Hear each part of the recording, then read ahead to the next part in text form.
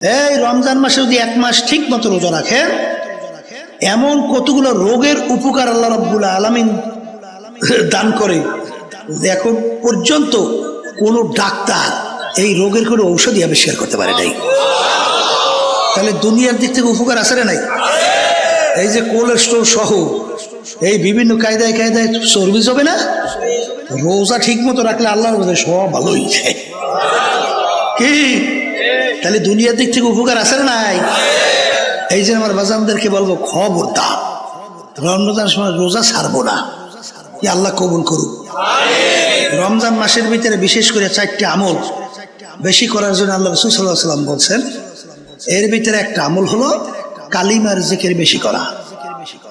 কি জিকির? কালিমার জিকিরটা কি? লা ইলাহা ইল্লাল্লাহ, লা ইলাহা ইল্লাল্লাহ, লা ইলাহা ইল্লাল্লাহ, লা ইলাহা ইল্লাল্লাহ মুহাম্মাদুর রাসূলুল্লাহ সাল্লাল্লাহু আলাইহি ওয়াসাল্লাম। মুসা আলাইহিস সালাতু ওয়াস সালাম বলেন, মালিক আপনি আমাকে এমন একটা আমল শিক্ষা দেন যেটা আপনার ভিতরে আমার ভিতরে স্পেশাল, আর কারো জন্য না। আল্লাহ রাব্বুল আলামিন বলে, হে জামানার নবী মুসা, তুমি বেশি বেশি বলো লা ইলাহা ইল্লাল্লাহ, লা ইলাহা ইল্লাল্লাহ, লা ইলাহা ইল্লাল্লাহ মুহাম্মাদুর রাসূলুল্লাহ। মুসা আলাইহিস সালাম বলে, মালিক এইটা আমার আপনার ভিতরে স্পেশাল কিভাবে হলো?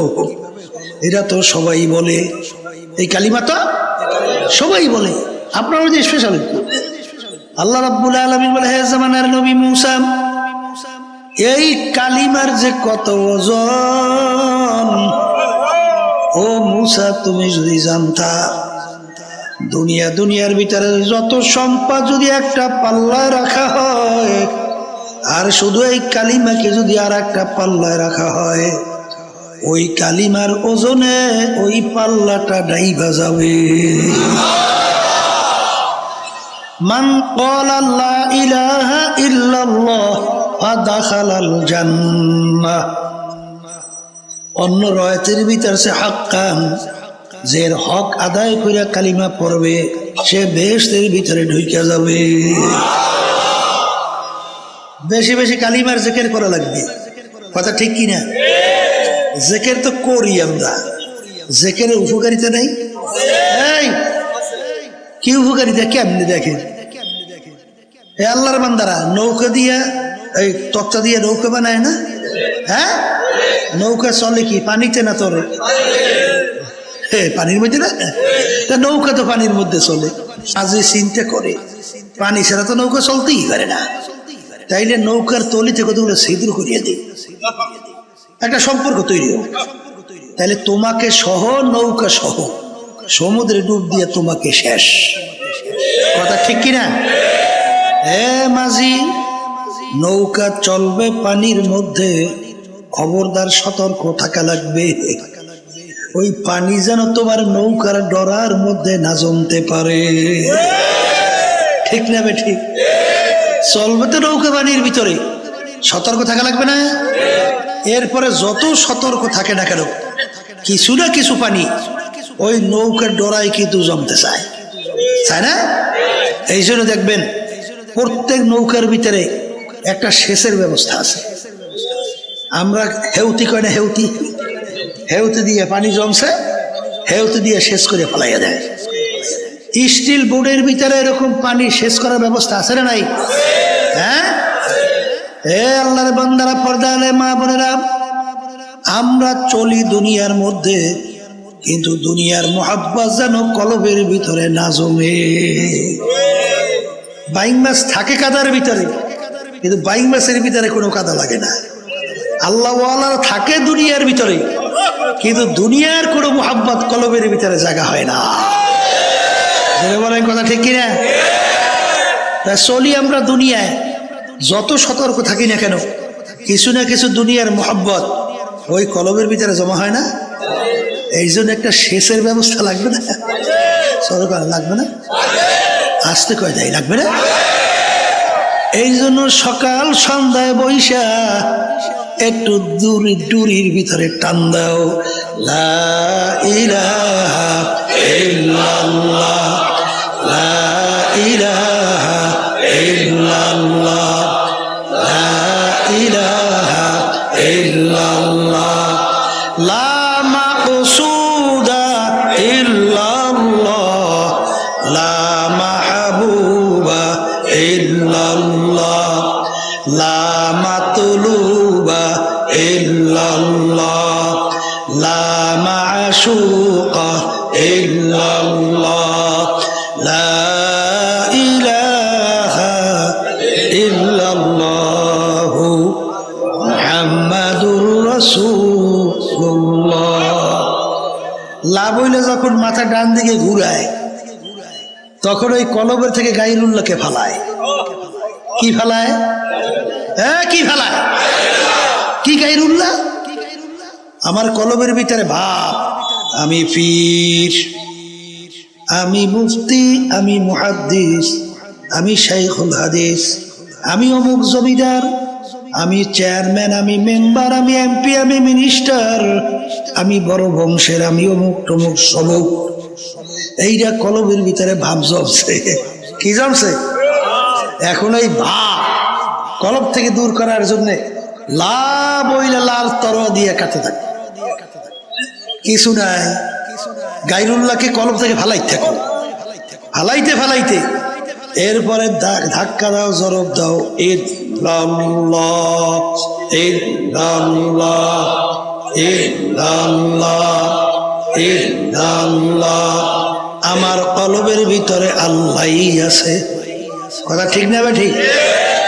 এই এরকম গায়রুল্লাহকে ফালাইয়া কলব পরিষ্কার করিয়া এক আল্লাহর বান্দা বলে, हर तमन्ना दिल से रुखसत हो गई, हर तमन्ना दिल से रुखसत हो गई, अब तो आजा अब तो खिलवत आ गई। হে আমার মালিক, এখন আপনি আমার কলবের দিকে একটু তাকাইয়ে দেখেন। এখন আমার কলবের ভিতরে আর গায়রুল্লাহ কিচ্ছু নাই, সব ফালাই দিছি। এখন দয়া মায়া করে আপনি একটু আমার কলবের মধ্যে আসেন। কথা ঠিক না? ঠিক। এই জন্য আমার বাজানদেরকে বলবো, এই কালিমার জিকির বেশি বেশি করা লাগবে কি লাগবে না? জোরে করা লাগবে কি লাগবে না? বর্তমানে কিন্তু একদল বাইরে এসে আল্লাহর জিকির তো করেই না, বরং আল্লাহর জিকিরের বিরোধিতা করে, আছে না? আমরা জিকির করি সুবহানাল্লাহ, অর্থ কি আল্লাহ পবিত্র। আল্লাহ কি? এই ওই শ্রেণীর লোক নাম দেয় ইসলাম, ওরা কয় আল্লাহ পবিত্র। এটা বললে বললে আমাদের বারবার সার্টিফিকেট দেওয়া লাগবে। জোরে কর নাউজুবিল্লাহ। উদাহরণ দিয়ে বলে, যেরকম কেউ যদি বসে বসে বলে আব্বা আব্বা আব্বা আব্বা, বাপ কি কইবে? ছেলেটা পাগল হইছে, কি কইবে? ওরে তাড়াতাড়ি মেন্টাল হসপিটাল পাবনা নিয়ে যা।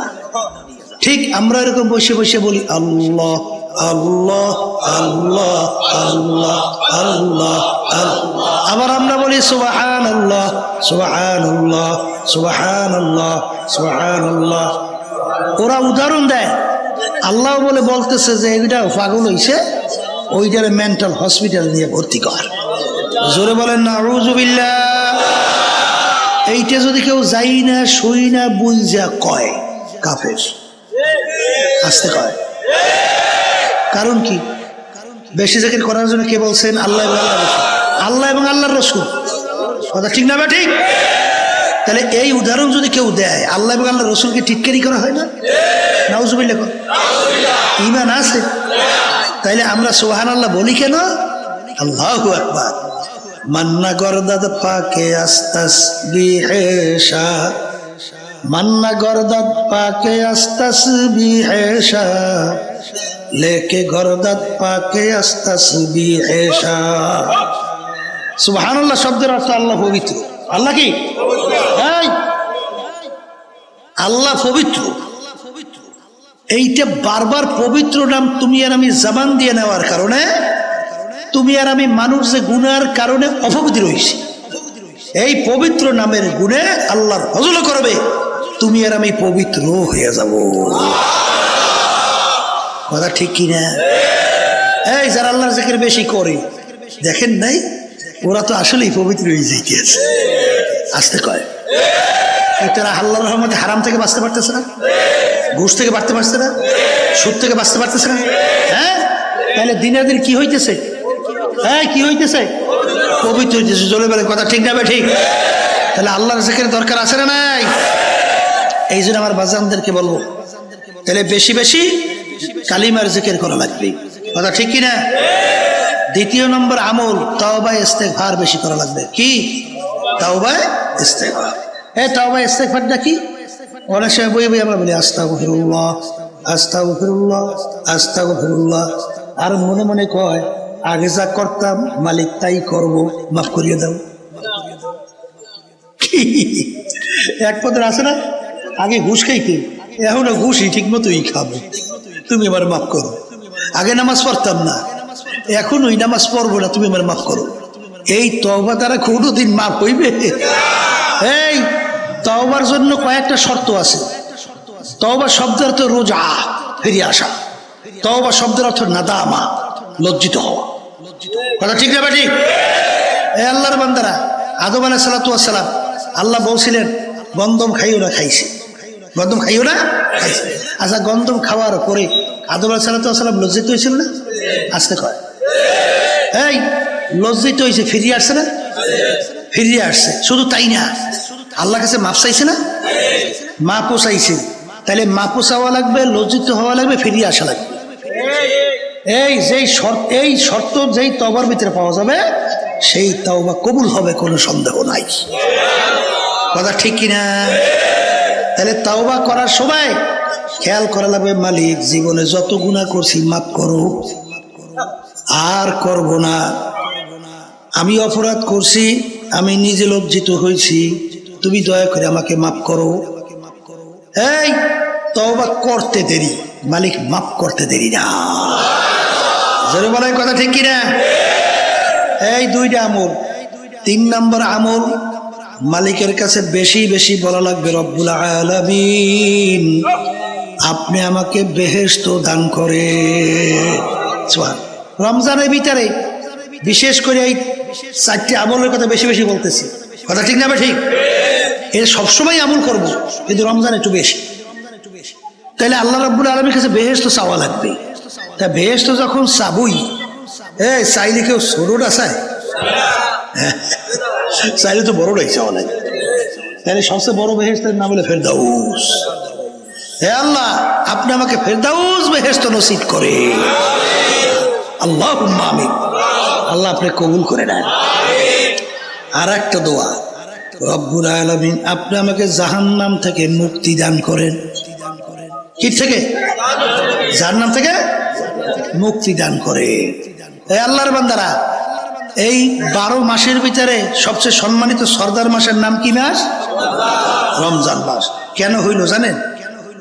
এই রমজান মাসের ভিতরে আল্লাহ রাব্বুল আলামিন কুরআনুল কারীম নাযিল করছে। সবাই বলেন সুবহানাল্লাহ। আল্লাহ কি বলছেন? শাহরু রমাদানাল্লাযী উনজিলা ফীহিল কুরআন। এই রমজান মাসের ভিতরে আমি কুরআনুল কারীম নাযিল করলাম। তাহলে কুরআনুল কারীমের সম্মানে মাস কি হইল? জোরে কান, জোরে কান। সম্মানিত হইল, ঠিক কি না? এই যেই রাত্রিটা 1000 মাসের চেয়ে উত্তম, এই রাত্রির 1000 মাসের চেয়ে উত্তম হইল কেন? ওই রাত্রিতে আল্লাহ রাব্বুল আলামিন কুরআনুল কারীম নাযিল করছে। সবাই বলেন সুবহান। আল্লাহ রাব্বুল আলামিন বলছেন, ইন্না আনজালনাহু ফি লাইলাতিল কদর ওয়া মা আদরাকা মা লাইলাতুল কদর লাইলাতুল কদরি খায়রুম মিন আলফি শাহর তানাজ্জালুল মালাইকাতু ওয়ার রূহ ফিহা বিইজনি রাব্বিহিম মিন কুল্লি আমর সালামুন হিয়া হাত্তা মাতলাইল ফাজর। তাইলে ওই রমজান মাসের ওই রাত্রিতে কুরআনুল কারীম কি হয়েছে না? তাহলে ভালো করে বুঝেন, এই কুরআনুল কারীমের সম্মানে মাস কি হইল? সম্মানিত। বলেন, এই কুরআনুল কারীম নাযিল হওয়ার কারণে রাত্রি কি হইল? সম্মানিত হইল। যেই নবীর উপরে কোরআনুল কারীম নাযিল হইল সেই নবী সমস্ত 1,00,000 বা 2,24,000 নবী রাসূলদের ভিতরে সম্মানিত। কি জোরে বলেন, কথা ঠিক না ভাই? ঠিক। যেই উম্মতের উপরে কোরআনুল কারীম নাযিল হইল সেই উম্মত সমস্ত নবীদের উম্মতদের ভিতরে সম্মানিত। কিসের কারণে? কোরআনুল কারীমের সম্মানের কারণে। কথা ঠিক কিনা? এখন আমার ভাইদেরকে বলো, পর্দা আলে মা বোনদেরকে বলবো, কোরআনুল কারীমের সম্মানে মাস সম্মানিত, রাত্রি সম্মানিত, নবী সম্মানিত, উম্মত সম্মানিত। এখন যেই আল্লাহর বান্দা বান্দি কোরআনুল কারীম অনুযায়ী নিজের জীবনকে পরিচালনা করবে সেই ব্যক্তিও সমস্ত মানুষের ভিতরে সম্মানিত। বলেন কথা ঠিক কিনা? বাস্তবতা আছে না নাই?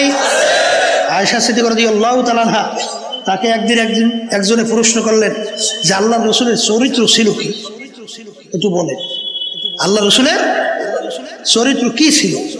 তখন তিনি ধমকের সুরে বলে, তুমি কি কোরআনুল কারীম পড়ো নাই? বলে পড়ছি তো। বলে খুলুকুহুল কোরআন। পুরা 30 পারা কোরআনুল কারীমে হলো আল্লাহ রসুলের চরিত্র। তাহলে আমার নবী সমস্ত মানুষের ভিতরে, সমস্ত আউলিয়াদের মধ্যে, সমস্ত নবীদের ভিতরে সম্মানিত। কথা ঠিক কিনা? এখন আমার বাজানদেরকে বলবো, দুনিয়াতে সম্মানিত হইতে চান? আসতে কয়। আখেরাতে সম্মানিত হইতে চান? তাহলে দুনিয়া এবং আখেরাতে যদি সম্মানিত হইতে চান তাহলে কোরআনুল কারীম অনুযায়ী নিজের জীবনকে পরিচালনা করেন, তাইলে আল্লাহ সম্মান দান করবে। বাস্তবতা আছে না নাই? এই সৌমনে আল্লাহর কত ফজল করি রহমতুল্লাহ আলাইহি, কি আল্লাহ তাকে সম্মান দিছিল? আসতে কয় দিছিল। কেমন সম্মান জানেন? আল্লাহ বলছেন, আমার ওলিদের সম্মানে এর বিরহে বেদনায় আসমান পর্যন্ত কান্দে। হাদিসের ভিতরে আসে, আল্লাহর কুতুব দুনিয়া থেকে বিদায় হওয়ার পরে আসমান কাঁদছিল। দেখছেন কেনা কেনা? দেখছেন? আল্লাহু আকবার।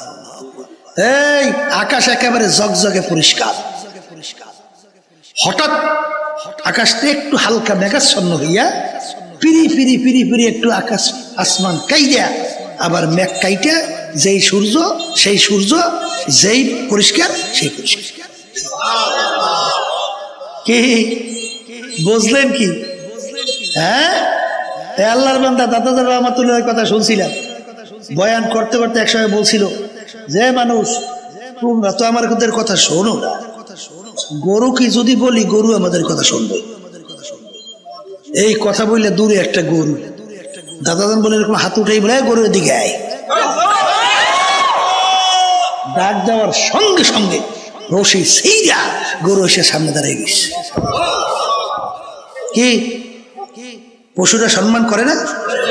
সাহাবায়ে কেরামদের জামাত জানেন না?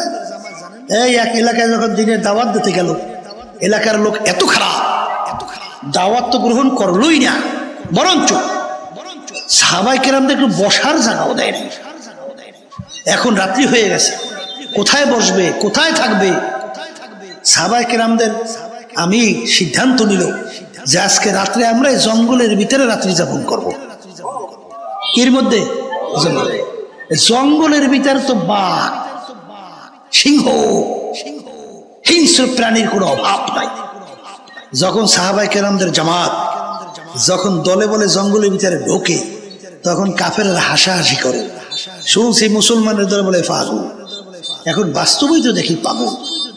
ওরা জঙ্গলের ভিতরে ঢুকতেছে, জঙ্গলের ভিতরে হিংস্র প্রাণীর কোনো অভাব নাই, এই সব তো খাইয়া শেষ করে ফেলবে, আগামী দিনে একজনকেও তো পাওয়া যাবে না। সাহাবায়ে কেরামদের জামাত ঢুকছে জঙ্গলে ঢুইকা, আমির জংলা পশু পাখিকে লক্ষ্য করিয়া বক্তব্য দেয়। কি দেয়? হে জঙ্গলের পশু পাখিরা, আমরা একদল আল্লাহর রসুলের সাহাবারা আসছি, আজকে আমরা রাত্রে এখানে জঙ্গলে যাপন করতে চাই, আজকে রাত্রে আমরা এখানে থাকতে চাই, তোমরা এখান থেকে সইরা যাও। এ কবরের যাত্রীরা, আল্লাহর বান্দারা, পর্দার আলে মা বোনেরা, আমির বক্তব্য দিতে কথার কথা দেরি, বাঘ তার বাচ্চাকে মুখের ভিতরে কামড় দিয়ে দৌড়, সিংহ তার বাচ্চাকে নিয়ে দৌড়ায়, গর্তের ভিতর থেকে সাপ উঠা দৌড়ের পর দৌড়, এমনকি গর্তের পিপিলিকা পর্যন্ত ওইটা পুরা জায়গায় একেবারে পরিষ্কার। কি এই পশু পাখি সম্মান করে কি করে না? জোরে কান করে।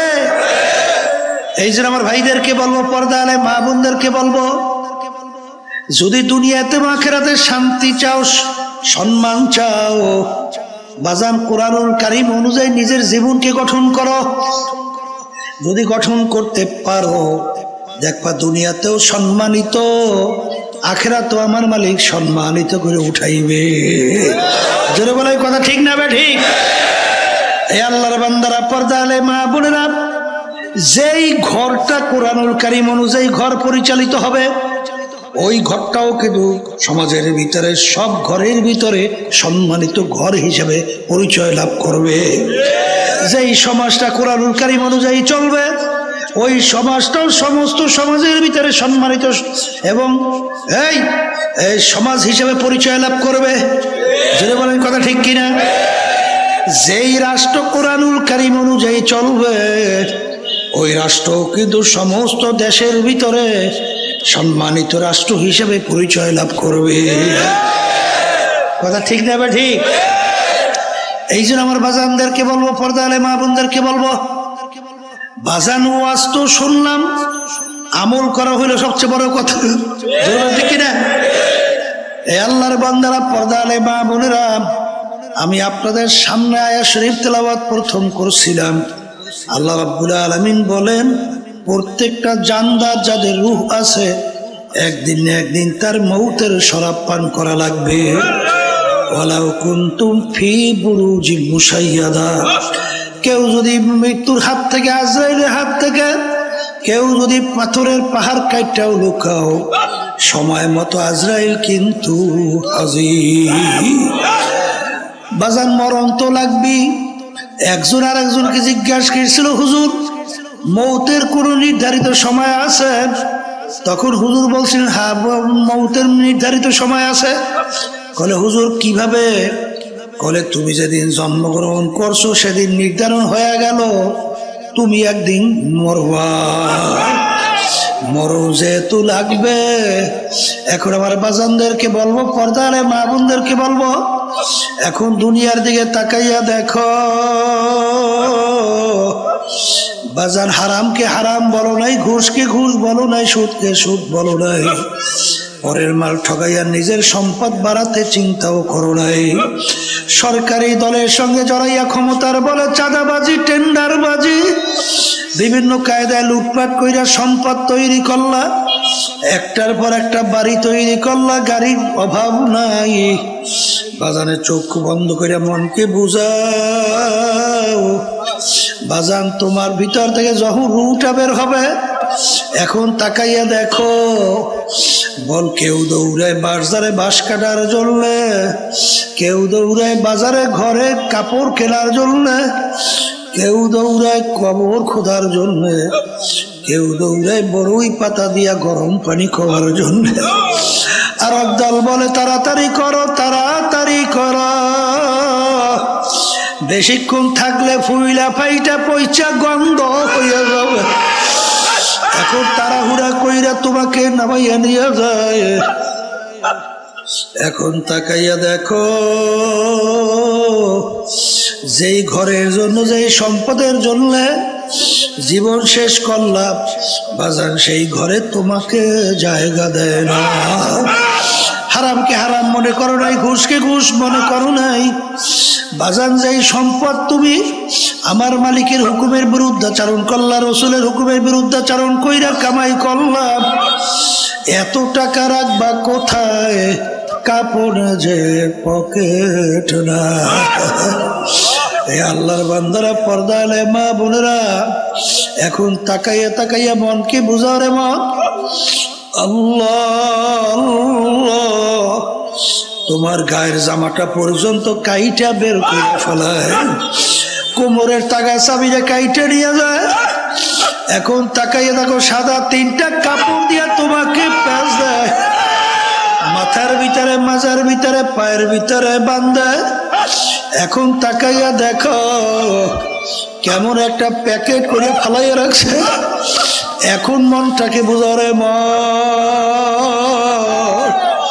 কই গেল আমার পীরগিরি, কই গেল আমার মুফতিগিরি, কই গেল আমার মুহাদ্দিসগিরি, কই গেল আমার ইমামগিরি, কই গেল আমার মেম্বারগিরি, চেয়ারম্যানগিরি, কই গেল আমার এমপিগিরি, কই গেল আমার টাকার গরম, ক্ষমতার গরম, কই গেল আমার বংশের গরম, কই গেল আমার শিক্ষার গরম, কই গেল আমার সভাপতিগিরি, আমার সেক্রেটারিগিরি।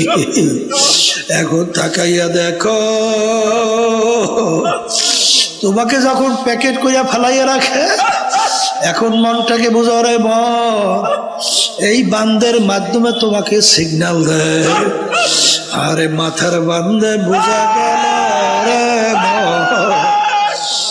আর কোনদিন মাথা নাড়ার শক্তি দেয়। বাজার বান্দে বুঝা গেল রে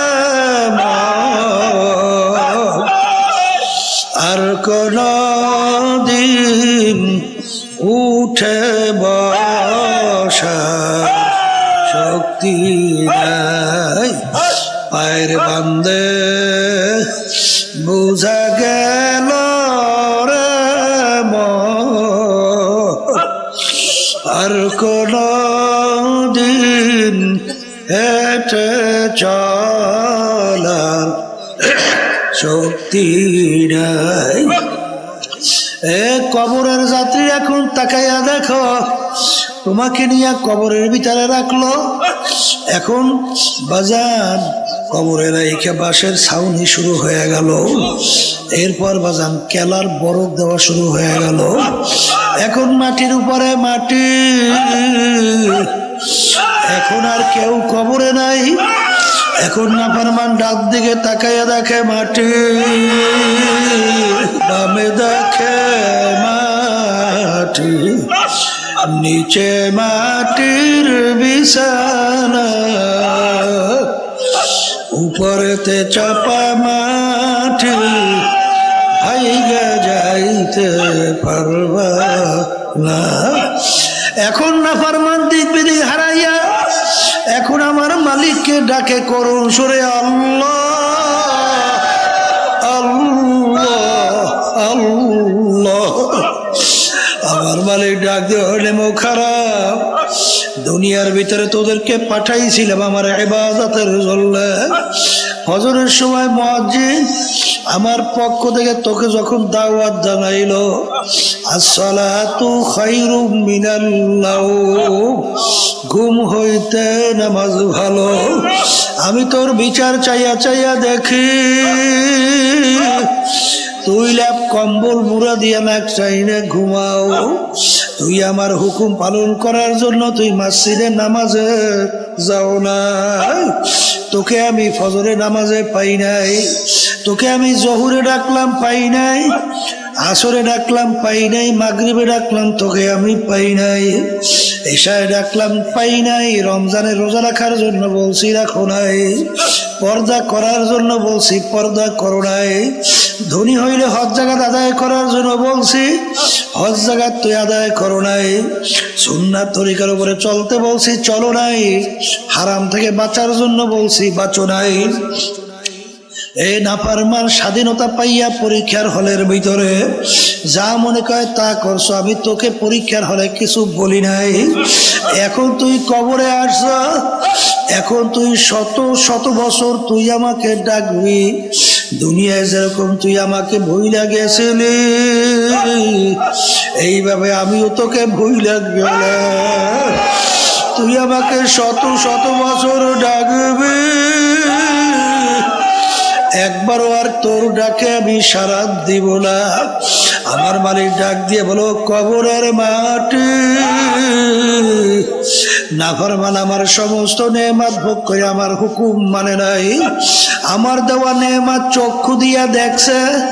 কত অন্ধ মানুষ তোমার আমার সামনে হাত পাতে, হাত পাইতে কান্দর সুরাতে বলে হুজুর আমাকে একটা পয়সা দেন, চাউল কিনবো, ভাত পাক কইরা খাবো। বাজার যার চক্ষু নাই তার দুনিয়াটাই বৃথা।